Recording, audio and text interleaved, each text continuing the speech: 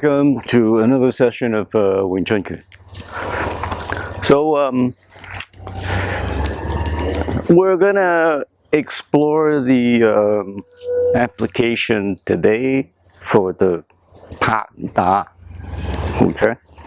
So as you know, we teach you in the Pak Da, you get into position, you do your Yi Ji Kim Young Ma, you squat down a little bit with your hips out, and the Pak Da is this here. Okay, it's this and this. So what is this? This is the right hand punch. Somebody's punching you on the right. So when that hand comes, you do a pa. Hips out, obviously. Hips out. Punch is coming. You do a pa. Your pa is towards the center of that person. And this is the arm punching this way, his right arm punching this way, you pack this. As soon as this moves offline, now his energy is going there instead of at you. And then you punch like this.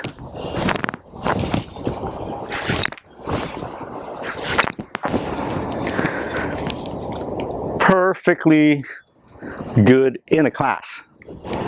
So this move on the dummy is this here. You're gonna stay in the middle, okay? And you're doing all these punches.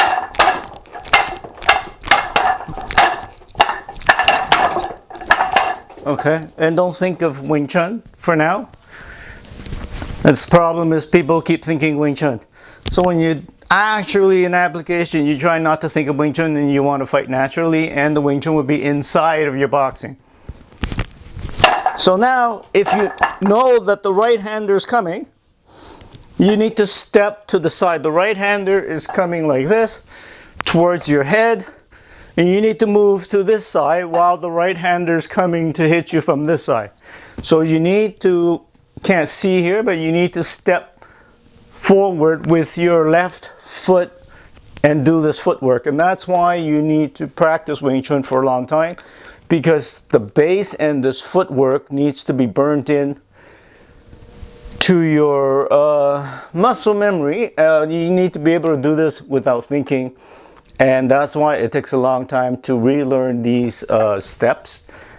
You step to the side and you go like that. So now it feels right to go 1-2. Okay, a lot of people will do this 1-2, and that's wrong, because you want to now do this 1-2 faster, faster, and faster. So you go 1-2, 1-2, 1-2, 1-2, until it's 1-2.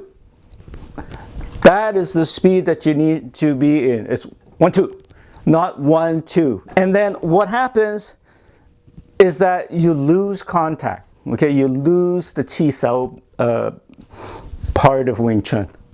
So if you go like this, 1 and then 2, so there's not enough contact. Okay, so what you need to do is not to retreat this hand.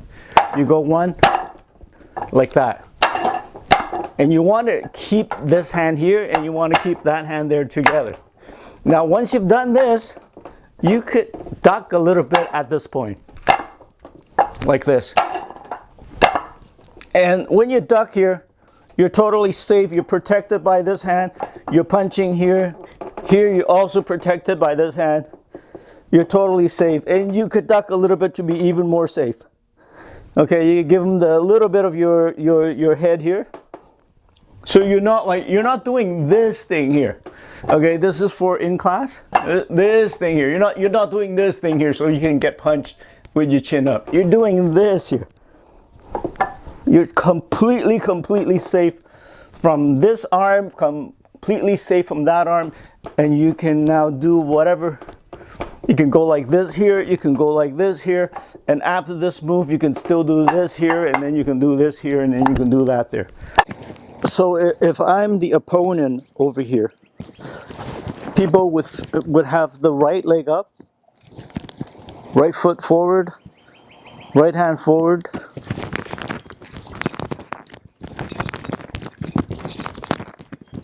It'll be this type of right. So your head and your body needs to move here.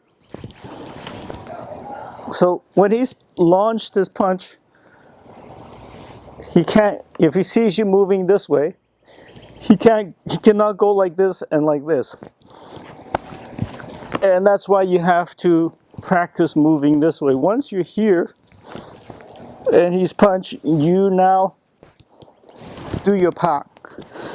And that's why it's not just a parry where you are just doing this. Okay, when you do this, it's years of experience using your elbow to support the pak with your body. And then when you pak, you try to leave that hand there to continue to pak, to give that force and sticking force with your elbow, which is supported by your body to pak. So it's not just, you're not just doing this and then withdraw. You're doing this and you're leaving your hand there to stick. And then that's where the years of training of Wing Chun come from, is the foundation and your frame and your elbow to the footwork that's supported by your elbow, so that when you do get a chance to pak that arm, you do get a chance to pak that arm here. You're not packing like this when the punch is coming at you. You're stepping here and you're packing this, because the punch is here already. Now it's gonna come back. It's gonna come back after the punch. He's gonna come back anyway, and he wants to rotate this back so that he can punch you with this. After this is done, he wants to do this. So he wants to retreat. This arm, he wants to retreat so that he can punch you with the other hook. Devastating left. But when he's here, when you're pushing force with your pak supported by your elbow here like this, suddenly you're pushing, because he's going back. After his punch, he's going back. And he wants to rotate, but you're not letting him rotate because you're doing this. So people love to fight. Once they get pressure here, they want to push back. They want to resist. What people will do is that they'll tense up, which is exactly what you like. So when he goes like this, he's going to tense up. The more he tenses up, the better time you have him manipulating this reaction from him. The more tense up, the more reaction he has like this. When you're doing the pak like this, he cannot launch his next left. That it will be devastating if you don't get it right. In real life, it would be slightly different from the dummy. Like I said, you're gonna have to adapt this, so it'll be slightly different from a dummy. So when you do the pak da, the dummy core is right in front of you. The arms are really short. In real life, you may not have the time to step to the side, and you may want to reach over, because the guy has longer arms in real life than the dummy, and the guy could be much farther away. So when they're really far away, you might just have to pak and reach over and da. Okay? Here's a jab and a punch. And now you just do it together. You just go.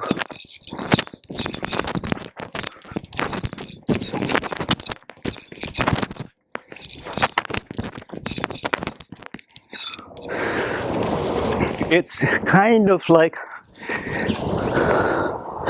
kind of like a jab, except keep an open hand.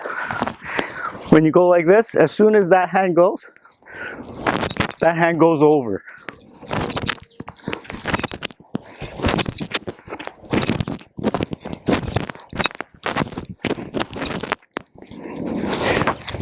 Now, this would work if you're taller or the same height as your opponent, because you want to pop and that hand goes over his right hand.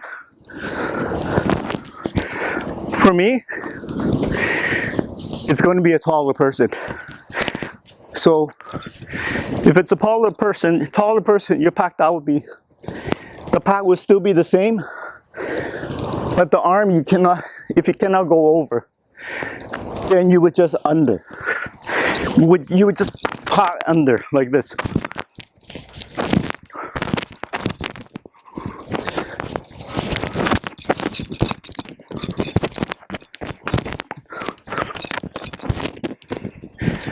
If I need to go over, if that guy's aiming low for me, then I'll go over. I'll suddenly go from short, extra short, to extra tall like this. I'll go from short to tall. Works really well. The other thing is, we always think of the next move. In case your pak da doesn't work, you'll be eating his left now, right? So what happens here is that you see the left coming. If you didn't hit this, this here becomes a lap on the way back. Okay? So the story is like, I'm in the village. I'm traveling several hours to downtown. On the way back, my neighbor wants a chicken. My other neighbor wants some pork. I need to buy some cosmetics. On the way back, you bring stuff back. So, because you're already in the city, you don't want to waste the trip of coming back empty-handed. So after this part here, if you miss, you're going to be eating a left. So when you do this, the left is coming.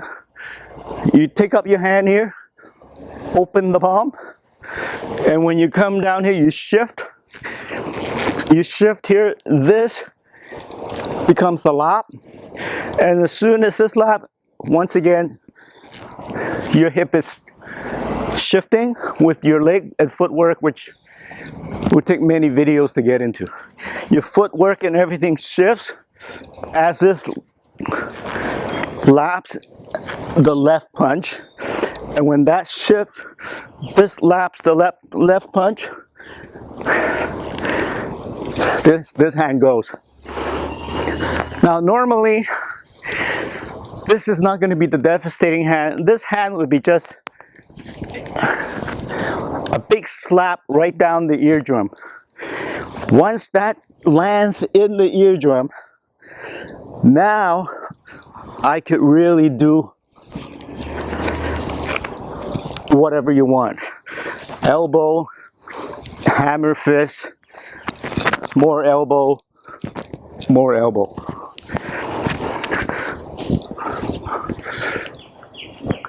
Not everything can be performed exactly like in a class.